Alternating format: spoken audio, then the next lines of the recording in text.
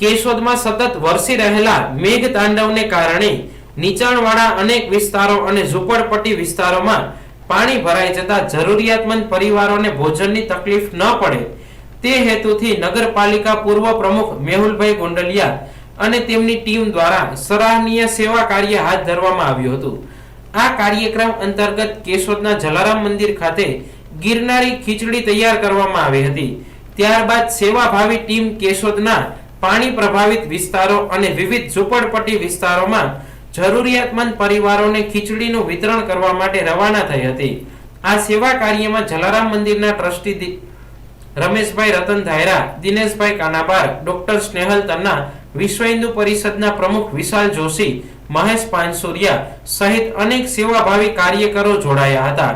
Team દ્વારા અંદાજે 1000 જેટલા લોકોને તેમના રહેઠાણ સુધી પહોંચી ગરમાગરમ ગિરનારી ખીચડીનું વિતરણ કરવામાં આવ્યું હતું અને આયોજકોએ વધુમાં જણાવ્યું હતું કે જરૂર પડશે તો હજુ પણ જરૂરિયાતમંદ પરિવારો સુધી ભોજન પહોંચાડવાની વ્યવસ્થા કરવામાં આવશે, જેથી કોઈ પણ પરિવાર ભૂખ્યો ન રહે। આ સેવા કાર્યને સ્થાનિકોમાંથી પ્રશંસા મળી રહી છે અને આપત્તિના સમયમાં સમાજ સેવાનું ઉત્તમ ઉદાહરણ આ કાર્યને ગણવામાં આવી રહ્યું છે। મેહુલ ગોંડલિયા, પૂર્વ નગરપાલિકા પ્રમુખ કેશોદ।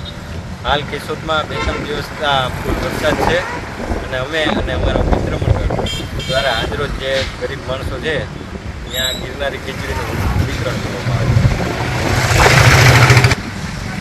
અને ઝૂંપડપટ્ટી વિસ્તાર હોય ત્યાં પોતાના સામાન પણ પલળી ગયેલો અને રસોઈ બનાવવી થોડી મુશ્કેલી હોય એ આશરે 1000 માણસોને કેશોદના અલગ અલગ વિસ્તારોમાં આજરોજ ખીચડીનું વિતરણ કરવામાં આવેલ છે।